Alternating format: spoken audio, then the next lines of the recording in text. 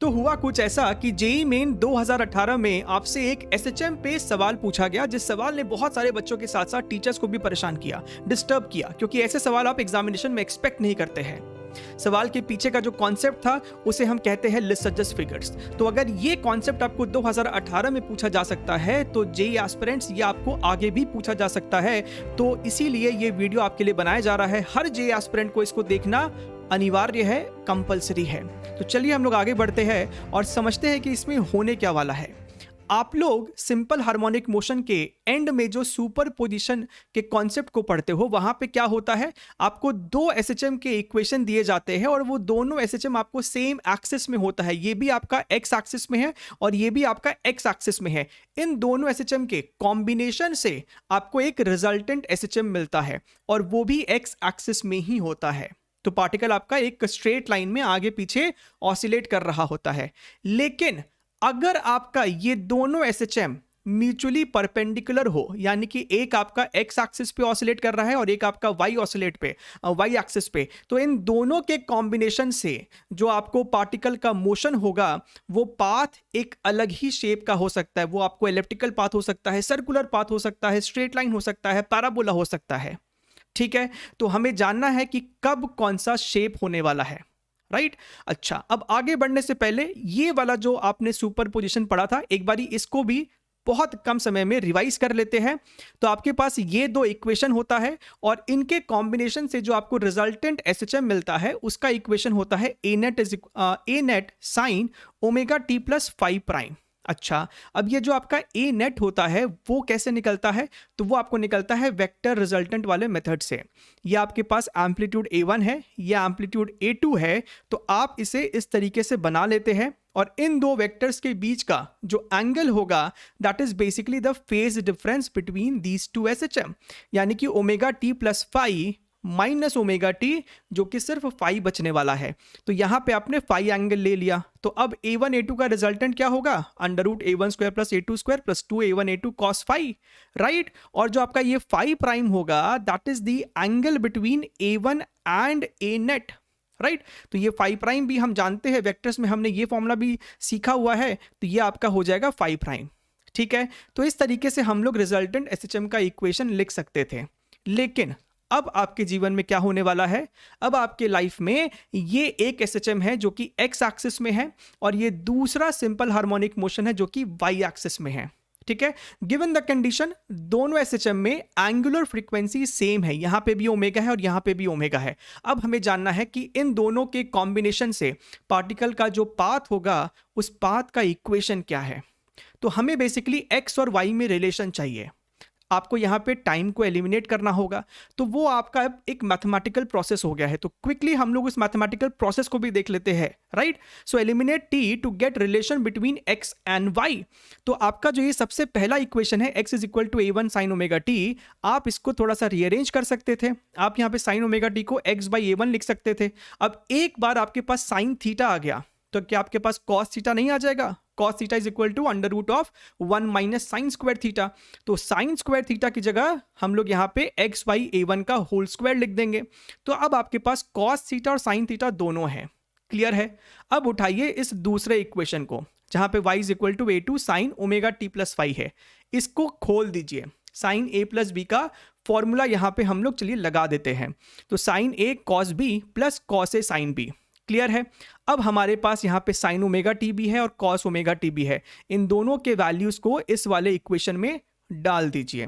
तो एक बारी आपने इसको डाल दिया, अब हमें इसे रीअरेंज करना है। आप जब इसे रीअरेंज करेंगे आपको ये फाइनल इक्वेशन मिल के आएगा। अब इसे आप याद रख सकते हो, इन दोनों के कॉम्बिनेशन से जो आपको शेप होगा उसका इक्वेशन ये है। और अगर आपने मैथ्स को अच्छे से पढ़ा है, आपका कोनिक सेक्शन अगर अच्छा है, तो आप पहचान सकते हैं कि ये जो इक्वेशन है वो आपको एक एलिप्टिकल इक्वेशन है। ये एक एलिप्स का इक्वेशन है। और कैसा एलिप्स है? ये एक ओब्लिक एलिप्स है। क्लियर है? यानी कि आपका पार्टिकल इस पाथ पे ही मूव करेगा। अगर आप इस रेड डॉट को देखिए तो आपका पार्टिकल इसी पाथ पे इस तरीके से मूव कर रहा होगा। क्लियर है। अब यहाँ पे भी आपके पास और स्पेशल केस बन सकता है, depending upon the condition of phi. आपका फाई 0 हो सकता है, पाई हो सकता है, पाई बाय 2 हो सकता है। आपका जो एम्पलीट्यूड्स है वो अनइक्वल या फिर इक्वल हो सकता है। तो चलिए हम लोग उन सारे कंडीशंस को भी देख लेते हैं। सबसे पहला जो स्पेशल केस होता है दैट इज योर, अगर आपका फाई 0 के बराबर है तो आप इस फॉर्मूले में फाई को 0 पुट करो, तो साइन 0 तो 0 हो जाएगा और कॉस 0 1 हो जाएगा। तो आपके पास इवेंचुअली इतना बचा। अब ये क्या है, ये बेसिकली आपको a square plus b square minus 2ab है, यानी कि a माइनस बी का होल स्क्वायर। और इससे अगर रीअरेंज किया तो आपको मिलेगा y is equal to a2 by a1 into x. तो ये क्या है, ये एक आपको स्ट्रेट लाइन का इक्वेशन है और वो स्ट्रेट लाइन ओरिजिन से पास कर रही है। तो इस येलो स्ट्रेट लाइन पे ही पार्टिकल जो है इस तरीके से आगे पीछे मूव करता रहेगा। क्लियर है एकदम। अच्छा, दूसरा स्पेशल कंडीशन देखते हैं। अगर फाई की वैल्यू पाई हो जाती है तो सब कुछ सेम रहने वाला है, लेकिन यहां पे प्लस आ जाएगा, यानी कि यहां पे आपको एक नेगेटिव साइन मिलेगा। तो अगेन स्ट्रेट लाइन है, लेकिन अब इस तरीके का स्ट्रेट लाइन है और इस रेड डॉट के तरह ही पार्टिकल मूव कर रहा होगा। क्लियर है। अगर आपका फाई का वैल्यू पाई बाई 2 हो जाता है तो यहां पे आपका ये वैल्यू 1 हो जाएगा, लेकिन ये पूरी वैल्यू 0 हो जाने वाली है। अब ये क्या है, अगर a1 a2 आपस में बराबर नहीं है तो ये आपको आपका स्टैंडर्ड एलिप्स है। लेकिन अगर आपको a1 और a2 आपस में बराबर हो जाता है तो ये आपको एक सर्कल हो जाएगा। इसी के ऊपर आपसे जेईई मेन 2018 में ये क्वेश्चन पूछा गया था, जहां पे आपको ये दो इक्वेशन दिया है। यहां पे ओमेगा की जगह स्मॉल a लिखा हुआ है और y वाले में स्मॉल b लिखा हुआ है। क्लियर है एकदम। हालांकि यहाँ पे आपको दोनों जगह एंगुलर फ्रीक्वेंसी अलग अलग दी गई है, लेकिन आपके 3 ऑप्शन में option number A B C में a is equal to B ही दिया हुआ है, क्योंकि वो सबसे इजी वाला सिचुएशन होता है जिस पे आपसे सवाल पूछा जाता है। ठीक है, चलिए ध्यान देते हैं हम लोग यहाँ पे। तो हमारे पास ये इक्वेशन था, हमें मैच करना था कि कौन से गिवन कंडीशन के लिए कौन सा वाला कर्व बनने वाला है। ठीक है, अब यहाँ पे आप देख सकते हैं a not equal to b, small a is equal to small b, यानी कि एंगुलर फ्रीक्वेंसी आपस में बराबर है, लेकिन डेल की वैल्यू जो है वो 0 है। अब हमने अभी अभी डिराइव किया था कि अगर आपका फेज डिफरेंस 0 है तो ये पैराबोला नहीं होगा, ये एक स्ट्रेट लाइन पाथ होगा, यानी ये वाला गलत था। सिमिलरली अगर a और b बराबर है, यानी कि एम्पलीट्यूड्स बराबर है और phi phase difference pi by 2 है, तो ये एक आपका सर्कुलर पाथ होता है। तो ये लाइन तो है नहीं, ये वाला भी गलत है। आप जब सी चेक करेंगे तो ये एलिप्स ही होता है, यानी ऑप्शन नंबर सी जो था वो सही था। ठीक है, डी जो है, डी के लिए हमने जो इक्वेशन डिराइव किया है वो वैलिड नहीं है, क्योंकि हमारे इक्वेशन में हमने ये मान के चला था कि दोनों एसएचएम का एंगुलर फ्रीक्वेंसी सेम है, लेकिन यहाँ पे कहता है कि small a is equal to 2b। Clear है। हालांकि आपको सी मिल चुका है सही, तो आप इसको टिक करके आगे बढ़ सकते थे, लेकिन हमें डी कैसे करना चाहिए वो आना चाहिए। तो चलिए इसको भी एक बार समझ लेते हैं, how to do such situation, such variation, right.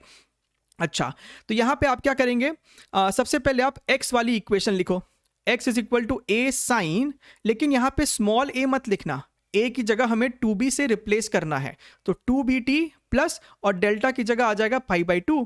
So this is what, sine 90 plus theta, तो ये आपको कॉस थीटा बन गया।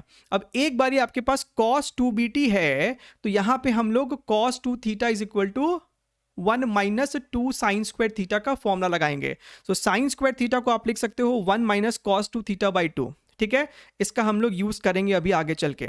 अच्छा, अब हमारा जो y वाला इक्वेशन है, y is equal to a, b तो है लेकिन b और a आपस में बराबर है, so a sine bt, right, यानी कि y is equal to a और साइन bt की जगह हम लोग इस वाली फॉर्मूले को इस्तेमाल करेंगे। तो साइन bt की जगह आप क्या लिखोगे, under root of 1 minus cos 2 theta, और cos 2 थीटा कितना है, x बाई a, तो यहां पे हमने लिख दिया x बाई a अपॉन 2। इसको आप अगर स्क्वायर करोगे बोथ साइड्स आपको ये मिलेगा, और ये एक पैराबोला का इक्वेशन है, यानी कि सर्कल गलत है यहाँ पे मैच में। क्लियर है। तो इस तरीके से आप इस सवाल को हैंडल कर सकते थे, राइट। सो जो मोस्ट कॉमन केस है कि दोनों का एंगुलर फ्रीक्वेंसी सेम होता है, और अगर डिफरेंट है तो आपको रिलेशन दिया जाएगा ताकि आप उसे इजीली सॉल्व कर सके। आई होप आपको ये पूरा जो कॉन्सेप्ट यहाँ पे समझाया गया वो समझ में आया है। और इसके अलावा हमारे पीएचडी सीरीज़ में और क्या क्या हमने कर रखा है, तो आप इस लिंक पे क्लिक करेंगे तो आपको पीएचडी सीरीज़ का प्लेलिस्ट खुल जाएगा। अगर आपको पूरा 11th 12th रिवाइज करना है तो आपको सिर्फ इस प्लेलिस्ट पे क्लिक करना है to revise all the concepts of 11th and 12th। और ये हमारा गोल्ड माइन लिंक जो कि सबसे पॉपुलर है, ये तो आपको पता ही होना चाहिए, जहाँ पे हमारे पूरे चैनल का जो एजुकेशनल कंटेंट है इस पे रखा हुआ है। तो चलिए हम लोग मिलते रहेंगे, तब तक के लिए take care and bye bye.